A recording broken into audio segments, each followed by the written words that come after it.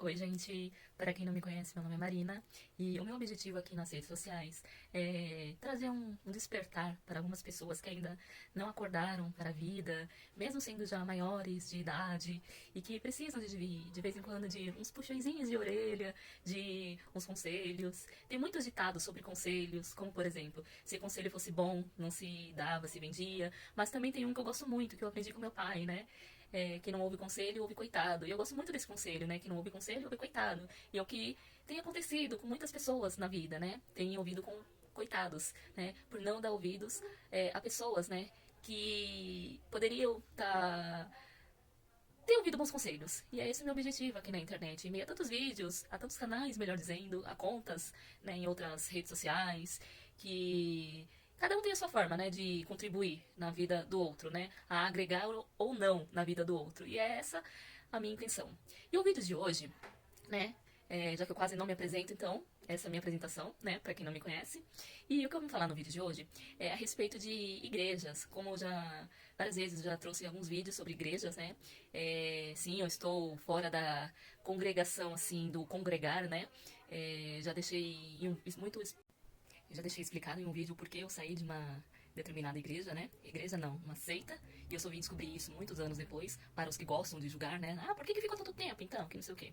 Mas o objetivo desse vídeo, sem mais delongas, é em relação às intromissões que eu percebo que a igreja em si, não só os líderes religiosos, mas a igreja em si, eu vou focar aqui na evangélica, porque eu não sei se isso acontece na católica, mas pelo que eu observo, sim, né? Os católicos, tanto a denominação, que são os membros, tanto como os líderes, também tem essa questão.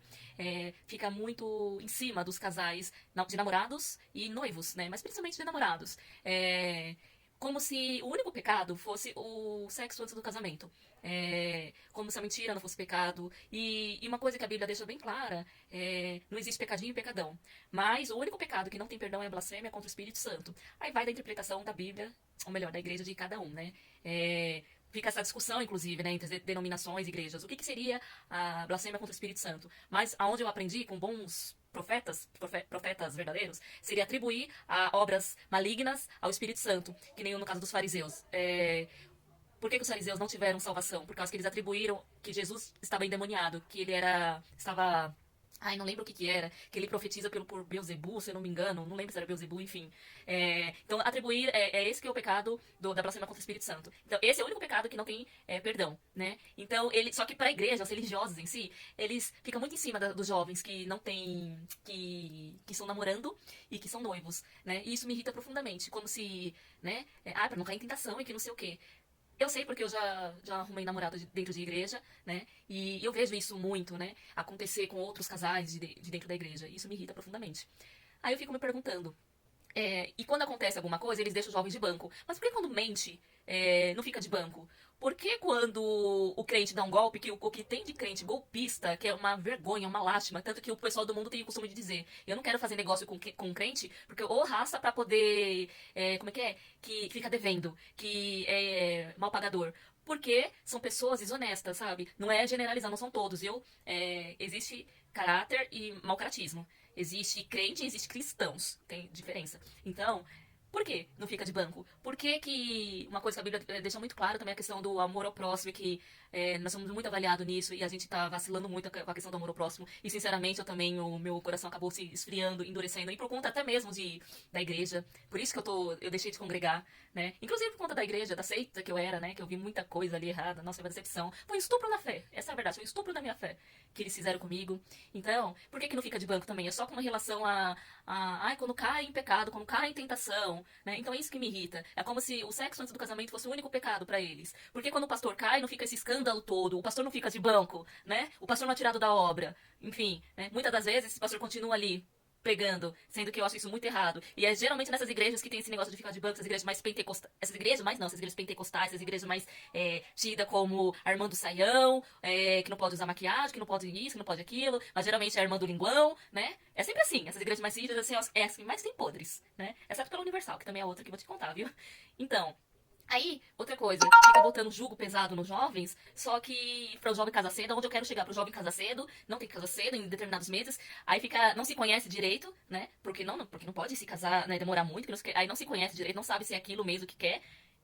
Aí vai morar com sogra, né? Porque não tem estabilidade financeira ainda, muito menos emocional, vai morar com sogra, vai, sabe, morar mal, vai comer mal, vai se vestir mal. Por quê? Porque não está estabilizado financeiramente, emocionalmente, principalmente porque não tem um curso que as igrejas oferecem para noivos, que são poucas, acho que, nossa, dá pra contar nos dedos, acho que só uma igreja que eu conheço que dá curso pra noivos, assim, preparatórios, e deveria ser de graça pra começar, deveria ser de graça os cursos, né, pra preparar, lidar, aí boa parte dessas sogras maléficas estão nas igrejas mesmo, que fazendo a obra do Senhor, mas não tem preparo emocional nenhum e sabedoria nenhuma, ai meu filhinho, que não sei o quê, e sempre por parte da mãe do homem, mas também tem muitas mães de mulher também que infernizam a vida, porque minha filhinha vai sair debaixo do meu teto, que não sei o quê, enfim, ou então pare pra pensar no caos que vocês estão fazendo. Vocês pregam tanto, tanto, tanto uma coisa e não vivem aquilo que prega. E a Ruth, e a Noemi, que era ótima, né? Tinha uma boa relação entre sogra e nora. Ou seja, vocês não vivem aquilo que prega, né?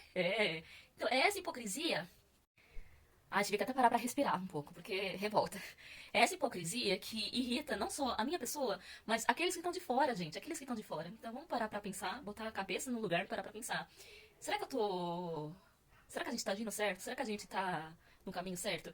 Levando jovens a se casarem cedo pra não cair em tentação e a levar as jovens a se separarem cedo também. Porque o que tem de casos de divórcio dentro da igreja, mas por que estão divorciando? Não é só por infidelidade, não. Não, mas é porque está faltando sabedoria da parte de muitos líderes e da igreja em si, em abraçar esses jovens, cursos para preparatórios para casamento e tudo mais, sabe? Para saber administrar o que é um casamento de verdade. E quem está falando é uma pessoa que nunca foi casada, mas que observa muito, muito. Ou seja, o conselho tá vindo de uma pessoa que nunca foi casada, mas que vê de fora. E que, sinceramente, nem sei se quero casar diante de tudo que eu tenho visto. Diante de tudo que eu tenho visto, nem sei se eu quero casar. Porque é uma palhaçada, é uma vergonha. Tá sendo uma vergonha. Aquilo que era para ser um exemplo, né? O casamento dos cristãos, dos protestantes, enfim. Não. Inclusive tem uma missionária que ela mesma fala que as mulheres do mundo estão sendo mais sábias para administrar o casamento, cuidar dos seus matrimônios, do que as mulheres crentes, do caso cristãs que estão na igreja, e estão mesmo, elas estão sendo mais sábias para edificar o seu lar, como diz na Bíblia, do que as que estão na igreja. Péssimos conselhos que eu tô vendo, assim, sabe, de pseudos pastores que falam que a mulher que se homem tá assim, que a mulher tem que catar o homem no cabresto, que não sei o quê, que a amizade entre homem e mulher não pode, que não sei o quê, que papapá. Onde que tá escrito isso? Que capítulo, que versículo, que livro que tá escrito isso na Bíblia? Que não é assim que acontece. Não é assim. Não é isso que Jesus ensinou, que o Mestre Jesus nos ensinou. Não é isso que Deus quer da gente. E aí eu fico pensando, que congregar é esse? Que união é essa entre irmãos? Que conselho é esse? Ah, por favor, minha gente, por favor. E jovens e casais de namorados, noivos, vou falar para os noivos e casais de namorados principalmente, porque os que já casaram já era, né? Não é conselho de, uma jovem rebelde que está desviada, porque eu sei que vocês já estão doutrinados pelo sistema religioso. Não. Mas é um conselho, por isso que eu iniciei o vídeo falando, quem ouve conselho, quem não ouve conselho, ouve coitado. E coitado de vocês, infelizmente. Cuidado com a lavagem cerebral que o sistema religioso faz em vocês. Por isso que eu deixo aqui, apesar dos defeitos, às vezes ser muito radical e enérgico, os conselhos do pastor Wesley Amaral. Wesley Amaral. Wesley Amaral. Gravem esse nome. Procure o vídeo dele. Procure o vídeo dele. Procure o vídeo dele. Que ele vai contra o sistema, contra a religiosidade. Ah, mas é falso profeta? Não sei. Mas ele vai contra o sistema religioso e fala muita coisa. Apesar de eu não discordar dessa questão de não existe amizade entre homem e mulher, eu acho que as melhores amizades entre homem e mulher, sim, havendo respeito. Procure os vídeos dele. Cuidado com os conselhos que vocês recebem também de certos líderes religiosos. Cuidado com o sistema religioso, porque foi o sistema religioso que me cegou durante tantos anos. Cuidado com essa questão com que as irmãzinhas do coque, do saião, do linguão, que são as mesmas que tem o linguão, fala pra você. Cuidado com que esses pastores, pseudos pastores, com o teu líder fala pra você. Nem tudo provém do Senhor, nem tudo é de Deus, nem lembra do que a Bíblia fala, nem todo aquele que fala Senhor, Senhor, é do Senhor e vai entrar no reino do céu. Por favor, cuidado, vai pela Bíblia, vai pela Bíblia. Essa tua sogra, esse teu sogro que diz que é de Deus, que não sei o quê. Não, lembra da Ruth, da Noemi, a sogra Noemi, como ela se comportava com Ruth, porque tem muita sogra maléfica que tá dentro da igreja também, muita cunhada, sabe, jararaca, enfim. Vai pela Bíblia. Esse negócio de casar rápido, não é pelo rápido, é sabedoria, sabedoria. Esse negócio de ter que ter estabilidade emocional, principalmente, financeira, não vai pelo amor, pela carência, muito menos pela paixão, tá bom? Esse o conselho que eu tenho que dar pra vocês, jovens que estão namorando, jovens que estão noivos, porque ainda dá tempo de botar a cabeça pra pensar, de esperar mais um pouco, tá?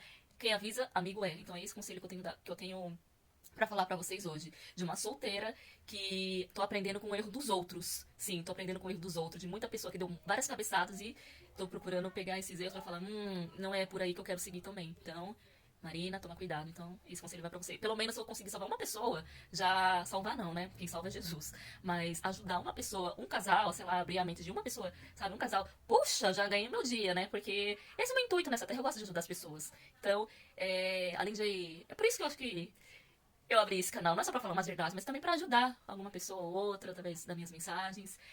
Então é isso. Gratidão por ter me ouvido até aqui. Que seus olhos possam se abrir. Não é conselho de desviada, coisa do tipo. O sistema religioso vai querer que você pense assim e tal. Não, não. Então, é isso que eu tenho pra te dizer. Luz na sua vida. Beijos.